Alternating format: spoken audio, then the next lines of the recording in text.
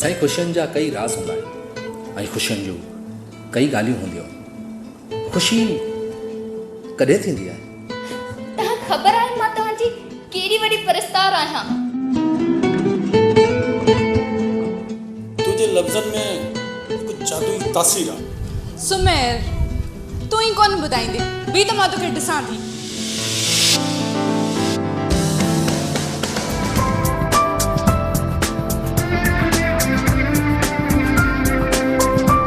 मैं अपनी बेटी का रिश्ता इन लोगों को नहीं कभी भी दूंगा। जादू मुंहिंजी दीदी हिन इदारे जी तबाही जो सबब न बंदी वञनि साईं। इहा छोकिरी ऐं उनजे ख़ानदान जो ख़बर आहे त छा आहे? हक़ीक़ी इश्क त उहो आहे जेको अमल जे जज़्बे खे वधाए छॾे।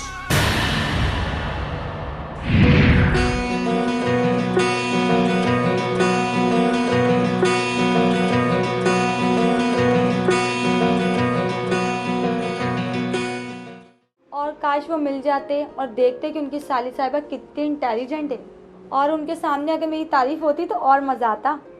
मूंखे ख़बर आहे तव्हां सिर्फ़ु मुंहिंजी रिपोर्ट लिखी छॾियो, पोइ स्टेशन डायरेक्टर ॼाणे क्षमा। दोस्त आहे पंहिंजो सुठो शाइर, जेकॾहिं कलाम हलंदुसि त सुर कंदो, सणबो माण्हू आहे। तो पोइ ठीकु आहे, डन करीस। फ़िलहाल इन बेचैनी ऐं बेक़रारीअ खे संभाले रखो साईं। मां हरी अचां थी। Okay by.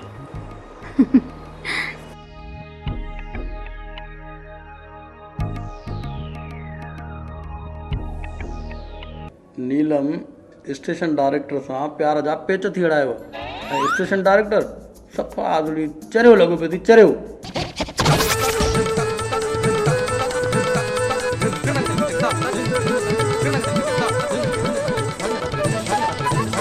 साईं इहा वरी कहिड़ी ख़बर ॿुधाई अथव? उन ॾींहुं नीलम जे इशारनि मां उनजी अखियुनि मां इहा ॻाल्हि तव्हां महसूसु कोन कई? इहा ॻाल्हि त सफ़ा पुराणी आहे। ये बादल की चादर ये तारों के आंचल में छुप जाए हम पल दो पल हो फलक तक चल। माण्हू मुड़ुस जे लाटो ॻाल्हि कजे हिकिड़ी। साईं एसटीएस साहिबु हाणे किन थो करे? साईं सभु उसूल ऐं क़ाइदा ॿियनि जे लाइ, बाक़ी अयाज़ ऐं नीलम खे त न ई नथो करे। साईं अयाज़ जी त यारी डायरेक्ट एसडीए सां थी आहे। असांखे ऐं तव्हांखे त खंघ ई कोन थो। साईं मर्ज़ी अथसि जेको वणेसि सो प्रोग्राम में हलाए। साईं हूअ नीलम जे आङुरियुनि ते सफ़ा पियो नचे साईं। जीअं हू चवेसि थी ईअं थो करे। साईं असांजी त का इज़त ई न आहे, का सलाह का ॻाल्हि असांखां त साहिबु हाणे पुछे ई कोन थो। साईं हाणे इदारनि खां वधीक फ़र्दनि खे अहमियत मिलणु लॻी आहे। तॾहिं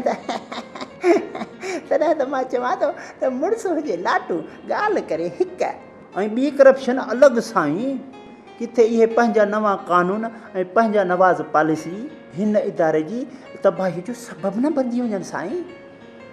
तबाही जी शुरूआत थी चुकी आहे मिस्टर प्यार अली। इलेक्ट्रॉनिक मीडिया तेज़ खां तेज़ थी थींदी वञे ऐं असां अञा दोस्तनि यारनि खे ख़ुशि करण में पूरा आहियूं। जिते क़ाबिलियत ऐं टैलेंट खे न मापियो वञे उते चैनल जी लिस्टिंग कहिड़ी हूंदी? हा साईं तव्हां सही था चओ। हीउ माहौल ऐं हिन ॻाल्हि जा ज़िम्मेवार उहे शख़्स बि आहिनि जेके एसडीए वटि वञी चमचागिरी था कनि ऐं उहे सही ऐं ग़लति जी सुञाण बि नथा कनि। ख़ैर अव्हां हाणे हवा में तीर उछलाए ॻाल्हि न करियो। माण्हू मुड़ुस हुजे लाटू पर ॻाल्हि कजे हिकिड़ी।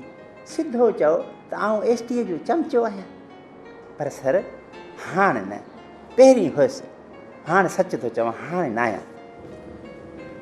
अच्छा पोइ हाणे छा थियो? साईं हाणे आउं पंहिंजूं ग़लतियूं ठीकु करणु चाहियां थो। साईं मां चाहियां थो त छा था चाहियो? साईं उन एसटीए शाइरनि खां पैसा वठी उन्हनि जूं मानियूं खाई, उन्हनि जी शाइरी रिकॉर्ड कई, फ़नकारनि खे फुरियो। साईं कंहिं न्याणी सियाणी जी शनास न आहे उन शख़्स खे, सो उन लाइ छा थो चई सघिजे साईं? सर का मोह महलायो हिन एसटीए खां असांजी जान छॾायो। साईं जेको प्रोग्राम में नालो शामिल करण लाइ लिसनर्स खां बि पैसा थो वठे, साईं अयाज़ उनजो पार्टनर आहे। अहिड़े शख़्स जो कुझु कयो साईं। साईं असां अव्हां सां गॾु आहियूं, हिन इदारे खे तबाहीअ खां बचायो साईं।